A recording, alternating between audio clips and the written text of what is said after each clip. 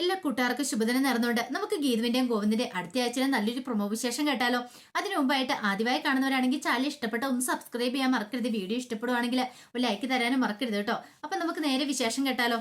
അങ്ങനെ കഴിഞ്ഞ ആഴ്ചത്തെ വിശേഷം നമ്മൾ കണ്ടു. വിജയലക്ഷ്മി രഞ്ജുവിനെ ഫോൺ വിളിച്ചുകൊണ്ടിരിക്കുന്ന സമയത്താണ് പെട്ടെന്ന് വിജയലക്ഷ്മിക്ക് അസുഖം ഉണ്ടായി വിജയലക്ഷ്മി താഴേക്ക് മറിഞ്ഞു വീഴുന്നേ. അപ്പൊ വിജയലക്ഷ്മിക്ക് എന്തോ സംഭവിച്ചെന്ന് രഞ്ജുവിന് മനസ്സിലായി. പെട്ടെന്ന് താഴേക്ക് ഇറങ്ങി വരുവാണ്. ആ സമയത്ത് രേഖയ്ക്ക് വയറുവേദനയായിട്ട് രേഖ ഇരിക്കുക. അപ്പൊ രേഖനെ ഹോസ്പിറ്റലിൽ കൊണ്ടുപോകണം എന്നൊക്കെ പറഞ്ഞ് രാധിക ഇരിക്കുവാണ്. അങ്ങനെ വിജയലക്ഷ്മിക്ക് എന്തോ സംഭവിച്ചിട്ടുണ്ട്, നമുക്ക് ചെമ്പകശ്ശേരി വരെ പോകണം, എന്റെ കൂടെ ആരെങ്കിലും വരുമോ എന്നൊക്കെ രഞ്ജു ചോദിച്ചു കഴിഞ്ഞപ്പോഴത്തേനും രാധിക പറഞ്ഞു, നിന്റെ കൂടെ ആരും വരാനൊന്നും പോകുന്നില്ല. അവർക്ക് എന്ത് സംഭവിക്കാനാ? അല്ലെങ്കിൽ നിന്റെ അമ്മയ്ക്ക് എന്തെങ്കിലും സംഭവിച്ചാൽ ഞങ്ങൾക്ക് ഇവിടെ എന്താ? പിന്നെ ഇവിടെ ഒരു കാറേ ഉള്ളു. ഇപ്പൊ തൽക്കാലത്തേക്ക് ആ കാറിൽ രഹേനം കൊണ്ട് ഹോസ്പിറ്റലിലേക്ക് പോവാന്നൊക്കെ പറയണം. ഒരു കാറും കൊണ്ട് വരണു പോയി, പിന്നെ ഗീതവും കോന്നും പോയേക്കുവാണല്ലോ.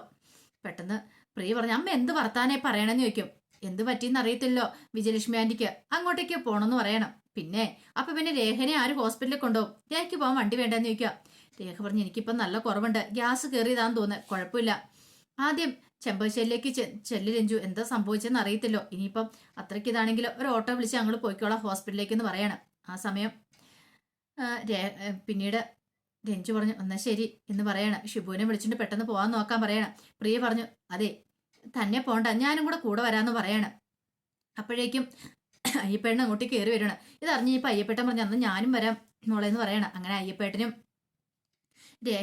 രഞ്ജു പ്രിയയും കൂടെ പോവാണ്. അപ്പൊ ഷിബുവാണ് വണ്ടി ഓടിക്കുന്നത്. അപ്പൊ ഷിബുവിനോട് രഞ്ജു പറഞ്ഞു, പെട്ടെന്ന് വിളി ഷിബുച്ചേട്ടാ, എന്താന്ന് അറിയത്തില്ല, എന്റെ ഇടയ്ക്ക് വിളിച്ചോണ്ടിരിക്കുന്നുണ്ട് വിജയലക്ഷ്മിനെ. പക്ഷെ കോൾ എടുക്കുന്നതേ ഉണ്ടായിരുന്നില്ല. പക്ഷെ ഈ കാര്യങ്ങളൊന്നും ഗീതോ ഗോവിന്ദ ഉണ്ടായിരുന്നില്ല. അവര് അടിച്ചു പൊളിക്കുകയാണ്. കാരണം തക്കലയ്ക്ക് പോയ വഴിക്ക് അവര് ഹോം സ്റ്റേ കയറി അടിച്ചു പൊളിക്കുക. അവിടെ റേഞ്ചും കാര്യങ്ങളൊന്നും ഇല്ല, കാട് കഴിഞ്ഞിട്ടുള്ള ആ സ്ഥലമാണ്. അവിടെ റേഞ്ച് ഒന്നും ഇല്ലാത്തതുകൊണ്ട് അവർ ഈ കാര്യങ്ങളൊന്നും അറിയുന്നുണ്ടായിരുന്നില്ല. ഗീതു ആണെങ്കിൽ ഭയങ്കര സന്തോഷത്തിലാണ്. കുറെ കാലങ്ങൾക്ക് ശേഷം ഇങ്ങനെ ഒരു സംഭവം. അവിടെ നല്ല അന്തരീക്ഷമായിരുന്നു, നല്ലൊരു വൈബൊക്കെ ഉള്ള സ്ഥലമായിരുന്നു. അങ്ങനെ ഫുഡൊക്കെ കഴിച്ചതിന് ശേഷം ഗീതു പറഞ്ഞു, അതെ എനിക്ക് ഡാൻസ് ചെയ്യാൻ തോന്നുന്നത് നല്ല മൂടാന്ന് പറയണം. ഇത് കേട്ടത് ഇതിനും ഗോവിന്ദ് പറഞ്ഞേ, ഡാൻസ് ചെയ്യൊന്നും വേണ്ട, അത് കുഞ്ഞിന് കേടാന്ന് പറഞ്ഞപ്പോ പറഞ്ഞു, കുഴപ്പമൊന്നുമില്ല കണ്ണേട്ടാ, 3 മാസം കഴിഞ്ഞില്ല, ഇനി പ്രശ്നങ്ങളൊന്നും ഇല്ലാന്ന് പറയണം. അങ്ങനെ ഗീതവും ഗോവിന്ദും കൂടെ ഭയങ്കര റൊമാൻറ്റിക് ആയിട്ട് ഡാൻസ് ഒക്കെ ചെയ്യുവാണ്. ഭയങ്കര സന്തോഷത്തിലാണ് ഗീതു. ഗോവിന്ദനും ഭയങ്കര സന്തോഷമായിരുന്നു. കുറെ കാലത്തിന് ശേഷമാണ് ഇങ്ങനെയൊന്നും സന്തോഷിക്കുന്നത്. ഒന്നല്ലെങ്കിൽ എന്തേലും പ്രശ്നങ്ങളൊക്കെ ഒന്നിന് പുറകെ ഒന്നായിട്ട് വന്നുകൊണ്ടിരിക്കും. അങ്ങനെ അവർ രണ്ടുപേരും കൂടെ അവിടെ അടിച്ചു പൊളിക്കുവാണ്. അവരുടെ കുറച്ച് പ്രണയ നിമിഷങ്ങളൊക്കെയായിരുന്നു. ഈ സമയത്ത് രഞ്ജുവും അയ്യപ്പേട്ടനും പ്രിയ എല്ലാവരും കൂടെ ചെമ്പകശ്ശേരിയിലേക്ക് വരുവാണ്. അങ്ങനെ വന്ന് പുറത്ത് നോക്കിയപ്പോൾ ആരെയും കണ്ടില്ല. കോളിംഗ് ബെല്ല് അടിക്കാൻ തുടങ്ങിയപ്പോഴത്തേന് കഥവ് പതുക്കെ തുറന്നിട്ടേക്കുന്ന കണ്ടു. അത് കണ്ടു കഴിഞ്ഞപ്പോഴത്തേന് രഞ്ജു പറഞ്ഞ്, കഥവ് തുറന്ന് കിടക്കുവാണല്ലോ എന്നോർത്തിട്ട് നേരെ എന്ത് ചെയ്യുവാണ്, അകത്തേക്ക് അങ്ങോട്ട് ചെല്ലുവാണ്. അകത്ത് അവിടെ അങ്ങ് നോക്കി ഹാളിലൊന്നും കണ്ടില്ല. അമ്മയമ്മയെന്ന് വിളിച്ചിട്ട് കണ്ടില്ല. അങ്ങനെ പൂജാമ്മ ഡയലോടെ അങ്ങോട്ട് പാസ് ചെയ്ത് പോകുമ്പോഴാണ് രഞ്ജു ആ കാഴ്ച കാണുന്നത്. തറയെ വീണ് കിടക്കുന്ന വിജയലക്ഷ്മിനെ. അയ്യപ്പേട്ട ഓടി വരാനും പറഞ്ഞ് കിടന്ന് അററി വിളിക്കുകയാണ്. അയ്യപ്പേട്ടനും ഷിബുവൊക്കെ അങ്ങോട്ട് ഓടി വന്നു. നോക്കിക്കഴിഞ്ഞപ്പോഴത്തേനും വിജയലക്ഷ്മി അവിടെ തറയെ വീണ് കിടക്കുന്ന കാഴ്ചയെ കണ്ടത്. പെട്ടെന്ന് രഞ്ജു ആണ് അലമുറയിട്ട് കരയുവാണ്. പ്രിയ വന്നിട്ട് സമാധാനിപ്പിച്ചു. രഞ്ജു നീ കരയല്ലേ, നീ വിഷമിക്കാതിരിക്കാനൊക്കെ പറയുന്നുണ്ട്. പക്ഷെ രഞ്ജു കരച്ചിൽ നിർത്തുന്നേ ഉണ്ടായിരുന്നില്ല. അമ്മയ്ക്ക് കാര്യമായിട്ട് എന്തോ സംഭവിച്ചെന്ന് മനസ്സിലായി. പെട്ടെന്ന് അയ്യപ്പേട്ടൻ പറഞ്ഞ്, പിടിക്കു ഷിബു എന്ന് പറയാണ്. അങ്ങനെ അവര് ഹോസ്പിറ്റലിലേക്ക് കൊണ്ടുപോവാണ്. പോകുന്ന വഴിക്കൊക്കെ ഷിബുവിനോട് പറഞ്ഞു, ചേട്ടാ ഇത്തിരി സ്പീഡ് വിട് വണ്ടിന്നൊക്കെ രഞ്ജു പറയുന്നുണ്ടായിരുന്നു. അങ്ങനെ ഹോസ്പിറ്റലിൽ എത്തിക്കഴിഞ്ഞപ്പോൾ നേരെ മുരളീകൃഷ്ണൻ ഡോക്ടറാണ് നോക്കുന്നത്. നേരെ ICUയിലേക്ക് മാറ്റണം. അപ്പം ഡോക്ടർക്ക് വിജയലക്ഷ്മിയുടെ കാര്യങ്ങളൊക്കെ അറിയാം. അപ്പൊ വിജയലക്ഷ്മിക്ക് എന്തോ കാര്യമായ പ്രശ്നങ്ങളുണ്ടായിരുന്നു. ഒരു പക്ഷെ അറ്റാക്ക് വന്നാണെന്ന് അറിയത്തില്ല, ഇതിനു മുമ്പ് വന്നിട്ടുണ്ടായിരിക്കണം. വിജയലക്ഷ്മി എപ്പോൾ ഭയന്നുകൊണ്ടിരിക്കുന്ന ഒരു കാര്യമായിരുന്നു. തനിക്ക് എപ്പോൾ വേണമെങ്കിലും എന്ത് സംഭവിക്കാന്നൊരു ചിന്ത വിജയലക്ഷ്മിയുടെ മനസ്സിലുണ്ടായിരുന്നു. അതുകൊണ്ട് വിജയലക്ഷ്മി ഇടയ്ക്കിടയ്ക്ക് ഭഗവാന്റെ മുന്നിൽ പോയി പ്രാർത്ഥിക്കാറുണ്ടായിരുന്നു. പൂജാമുറിയിൽ പോയി നിന്നിട്ട്, എന്റെ ഭഗവാനെ ഇപ്പോഴെങ്കിലും എനിക്കൊരു ആപത്തും വരത്തില്ല, കാരണം എല്ലാവരും സന്തോഷത്തോട് കഴിയുന്ന കണ്ടിട്ട് ഒരു ദിവസം കണ്ടിട്ട് കണ്ണടച്ചാൽ മതി എന്നൊരു ചിന്തയായിരുന്നു വിജയലക്ഷ്മിയുടെ മനസ്സിലുണ്ടായിരുന്നത്. അങ്ങനെ ICUയിലേക്ക് പ്രവേശിച്ച ശേഷം ആകെപ്പാടെ ടെൻഷനോട് കൂടിയിട്ട് രഞ്ജുവൊക്കെ പുറത്ത് നിൽക്കുവാണ്. എന്താ ഏതാണെന്നും അറിയത്തില്ല. പിന്നെ ഡോക്ടർ വന്നിട്ട് പറഞ്ഞു, ഞങ്ങൾ മാക്സിമം ട്രൈ ചെയ്യുന്നുണ്ട് എന്ന് പറയണം. എന്താ പറ്റിയെന്ന് ചോദിച്ചവൻ പറഞ്ഞു, അവർക്ക് മുമ്പ് അസുഖമുള്ളതാണ്, നിങ്ങൾക്ക് ഇതൊന്നും അറിയത്തില്ലേന്ന് ചോദിക്കുകയാണ്. അപ്പോഴാണ് രഞ്ജുവൊക്കെ കാര്യങ്ങൾ അറിയണേ. അവർക്ക് എന്താ സംഭവം എന്ന് പോലും അറിയത്തില്ലായിരുന്നു.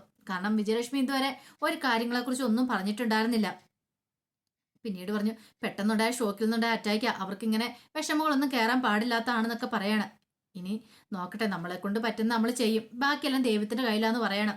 അതോടെ കേട്ട് കഴിഞ്ഞപ്പോൾ രഞ്ജു ആകെപ്പാടെ തകർന്നുപോയി. ഒന്നാമത്തെ കാര്യം പ്രഗ്നന്റാ. അത് മാത്രമല്ല രഞ്ജുവിന് കുറെ പ്രശ്നങ്ങളും കാര്യങ്ങളൊക്കെ ഉള്ളതാണ്. അങ്ങനെ അവരവിടെ ഇരിക്കുക. ഈ സമയത്ത് പ്രിയ ഗീതുവിനും ഗോവിന്ദന്റെ ഫോണിലേക്ക് വിളിക്കുകയാണ്. പക്ഷെ കിട്ടുന്നുണ്ടായിരുന്നില്ല. പരിധിക്ക് പുറത്തുനിന്ന് മാത്രം പറയുന്നേ. എവിടെ എന്താ ഏതെന്നൊക്കെ അറിയത്തില്ല. അന്നത്തെ രാത്രി അങ്ങനെ കഴിഞ്ഞു പോവാണ്. വിജയലക്ഷ്മിയെ കുറിച്ച് ഒരു പ്രതീക്ഷയില്ലാത്ത അവസ്ഥയിലാണ് ഡോക്ടർമാരൊക്കെ. പിറ്റേ ദിവസം രാവിലെ ആയി കഴിഞ്ഞപ്പം ഗീതവും ഗോവിന്ദും കൂടെ അവിടുന്ന് തക്കലയ്ക്കുള്ള യാത്ര തിരിക്കുകയാണ്. അങ്ങനെ അങ്ങോട്ട് വണ്ടിയെടുത്ത് റേഞ്ചിൽ കയറി കഴിഞ്ഞപ്പോഴാണ് പെട്ടെന്ന് ഫോണിനകത്തേക്ക് കുറേ മെസ്സേജുകൾ കയറി വരുന്നത്. കാരണം കോള് വിളിച്ചതിൻ്റെ അതിനകത്ത് ഗീതന്റെ ഫോണിലേക്ക് വിജയലക്ഷ്മി വിളിച്ചതിൻ്റെ എല്ലാ കാര്യങ്ങളും ഉണ്ട്. പെട്ടെന്ന് ഗീത ചോദിച്ചു, എന്താ കണ്ണേട്ടാ, എല്ലാവരും കുറേ വിളിച്ചിട്ടുണ്ടല്ലോ, എന്താ കാര്യം എന്ന് അറിയില്ലോ എന്നൊക്കെ പറയണം. അങ്ങനെ വിളിക്കുവാണ്. ഗീത വിളിച്ചു കഴിഞ്ഞപ്പോഴാണ് പ്രിയ കാര്യങ്ങളൊക്കെ പറയുന്നത്.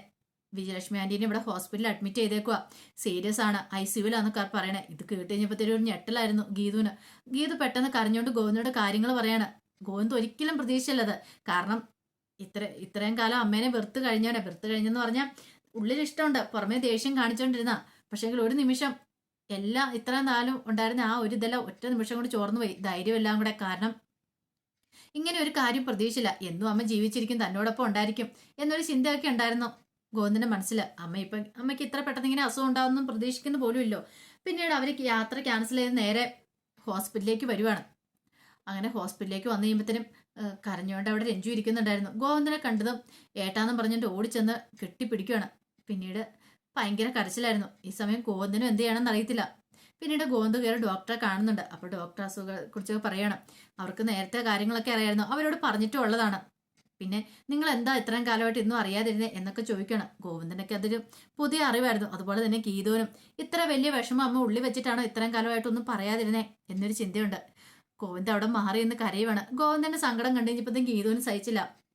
കാരണം ഗോവിന്ദന്റെ വിഷമം, താൻ ഇത്രയും വിഷമം ഉള്ളിൽ ഒതുക്കിയിട്ട് അമ്മ തന്നോടൊന്നും പറഞ്ഞില്ല. താൻ എത്രമാത്രം അമ്മേനെ കുത്തി നോവിച്ചിട്ടുണ്ട്. എന്നിട്ട് പോലും അമ്മ ഒരു പരാതിയോ പരിഭവങ്ങളോ തന്നെ കുറ്റപ്പെടുത്തുകയും ചെയ്തിട്ടില്ല. അതിന് ഭയങ്കര സങ്കടമായിരുന്നു ഗോവിന്ദ് കരയുന്ന കണ്ടപ്പത്തിന് ഗീത ഒന്ന് ആശ്വസിപ്പിച്ചു. സാരമില്ല കണ്ണേട്ട, സമാധാനപ്പെടെന്നൊക്കെ പറയാണ്. പിന്നീട് വിജയലക്ഷ്മിക്ക് ബോധം വീഴുവാണ്. വിജയലക്ഷ്മി കണ്ണു തുറന്നതെന്ന് അറിഞ്ഞു കഴിയുമ്പോഴത്തേനും എല്ലാവർക്കും ഭയങ്കര സന്തോഷമായി. അങ്ങനെ വിജയലക്ഷ്മി ആദ്യം കാണണമെന്ന് പറഞ്ഞ് ഗീതുവിനെ കാണണമെന്നാണ് പറയണേ. അങ്ങനെ ഗീതുവിനെ അകത്തേക്ക് ഡോക്ടർ കയറ്റി വിടുവാണ്. അങ്ങനെ അകത്തേക്ക് എന്ന് കഴിയുമ്പോഴത്തേനും ഗീതുവിന്റെ കയ്യിലേക്ക് പിടിച്ച് ശരിക്കും സംസാരിക്കാൻ പോലും പറ്റില്ലായിരുന്നു വിജയലക്ഷ്മിക്ക്. അങ്ങനെ വിറയാറുന്ന ശബ്ദത്തിൽ വിജയലക്ഷ്മി പറയാനായിട്ട് തുടങ്ങി. വിജയലക്ഷ്മി പറഞ്ഞു, ഞാൻ പറയുന്ന കാര്യം മോളുടെ മനസ്സിലിരിക്കണം. ഒരു പക്ഷേ എനിക്ക് എന്തെങ്കിലും സംഭവിച്ചു പോയിട്ടുണ്ടെങ്കിൽ നാളെ ആ രഹസ്യം അറിയാവുന്ന മോളെങ്കിലും ഉണ്ടായിരിക്കണം എന്ന് പറയണം. ഇത് കേട്ടപ്പം ഗീതുവിന് മനസ്സിലായി എന്തോ വലിയ രഹസ്യം ഉണ്ടെന്ന്. ഇത്രയും കാലം ഞാൻ ആ രഹസ്യം മറച്ചു വെച്ചു. മോളോട് അത് പറയണമെന്ന് കരുതി ഞാൻ ഇരുന്ന, പക്ഷെ എനിക്ക് അതിനുള്ള അവസരം കിട്ടിയില്ല. പക്ഷെ അതെല്ലാം ഞാനൊരു പേപ്പറിനകത്തേക്ക് എഴുതി അവിടെ സൂക്ഷിച്ചു വെച്ചിട്ടുണ്ട്. എനിക്ക് എന്തെങ്കിലും സംഭവിച്ചു പോയിട്ടുണ്ടെങ്കിൽ അതെല്ലാം മോളുടെ കയ്യിലെത്തും. പക്ഷെ അതിനു മുമ്പ് മോളെ ഒരു കാര്യം അറിഞ്ഞിരിക്കണമെന്ന് പറയാം. ഒരു കാരണവശാലും ഗോവിന്ദ് അറിയാനും പാടില്ല, അറിയാലോ എന്ന് പറയാം. പിന്നീട് അമ്മ കാര്യം പറ, അമ്മയ്ക്ക് ഒന്നും സംഭവിക്കില്ല, അമ്മ കാര്യം പറ എന്ന് പറയാണ്.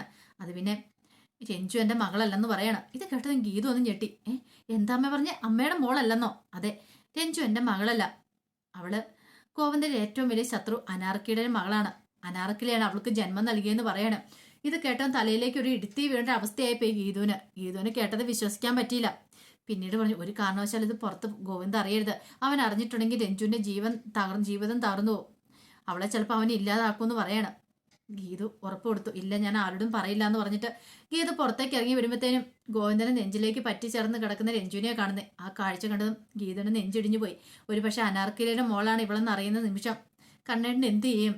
കണ്ണേട്ടൻ അവളെ ഇല്ലാതാക്കുവോ അതോ ഇനിയിപ്പം ക്ഷമിക്കുവോ എന്ന് പോലും അറിയത്തില്ല. ഇതെങ്ങനെ പറയും, ആരോട് പറയും? ഗീതും പ്രഗ്നന്റ് ആണ്. അവൾക്ക് അതിൻ്റെതായ കാര്യങ്ങളും പ്രശ്നങ്ങളും പ്രയാസങ്ങളും ഒക്കെ ഉണ്ട്. പക്ഷെ ഇത്രയും വലിയൊരു ഭാരം താങ്ങാനായിട്ട് തൻ്റെ മനസ്സിനാകുമോ എന്നൊരു ചിന്ത വരെ ഗീതുവിൻ്റെ മനസ്സിലേക്ക് വരുവാണ്. ഗീതു ആകെപ്പാടെ പെട്ടുപോയ അവസ്ഥയിൽ ആ കാഴ്ച കണ്ടിങ്ങനെ നോക്കി നിൽക്കുകയാണ്. ഗീതുവിന് മനസ്സിലായി ഇത് തനിക്ക് തുറന്നു പറയാൻ പറ്റില്ല. തുറന്നു പറഞ്ഞിട്ടുണ്ടെങ്കിൽ ഒരു പക്ഷേ രഞ്ജുവിനോടുള്ള സ്നേഹം കണ്ണേട്ടന് കുറയും. അങ്ങനെ വന്നാൽ രഞ്ജുവിനെ സഹിക്കാൻ പറ്റുന്നതിൽ അപ്പുറമായിരിക്കും. അതിനേക്കാൾ ഉപരി അനാർക്കലി എന്ന് പറയുന്നതുകൊണ്ട് ഒരു സ്ത്രീയുടെ മോളാണ് അവളെന്ന് അറിഞ്ഞു കഴിഞ്ഞാൽ അവൾക്ക് സഹിക്കാൻ പറ്റുന്ന കാര്യമല്ല. ഇതൊക്കെ ഉള്ളി വെച്ചിട്ട് ഗീതു ഇങ്ങനെ അവരുടെ മുന്നിൽ നന്നായിട്ട് അങ്ങോട്ട് അഭിനയിക്കുവാണ്. പക്ഷേ ഗീതുവിന് അറിയത്തില്ല തനിക്ക് എത്ര കാലം ഇങ്ങനെ ഈ രഹസ്യം ഉള്ളിൽ കൊണ്ട് നടക്കാനായിട്ട് സാധിക്കും എന്നൊക്കെയുള്ളത്. അപ്പം അതിൻ്റെ വിശേഷങ്ങളൊക്കെ അടുത്ത ആഴ്ച കാണാൻ പോകുന്നത്. ഒരു കാര്യം ഉറപ്പായി, ഇനിയിപ്പോൾ വിജയലക്ഷ്മിക്ക് എന്ത് സംഭവിച്ചാലും ഗീതുവിൻ്റെ രഹസ്യങ്ങളൊക്കെ അറിയാം. ഗീതു അത് പറഞ്ഞു കഴിയുമ്പോഴത്തേനും ഗോവിന്ദൻ്റെ പ്രതികരണം എങ്ങനെയായിരിക്കും എന്ന് പോലും അറിയത്തില്ല. ഗോവിന്ദ് ഇത്രയും കാലം പെങ്ങളെന്ന് കരുതി അവളെ കൊല്ലാനായിട്ട് ശ്രമിക്കുമോ അതോ നെഞ്ചോട് ചേർത്ത് പിടിക്കുമോ എന്നറിയത്തില്ല. അപ്പം അതിൻ്റെ വിശേഷങ്ങളൊക്കെ നമുക്ക് എല്ലാവർക്കും കാത്തിരിക്കാം കേട്ടോ. ഒരിക്കൽ കൂടി എല്ലാവർക്കും ശുഭദിനം നേർന്നുകൊണ്ട് നിർത്തുന്നു. നന്ദി.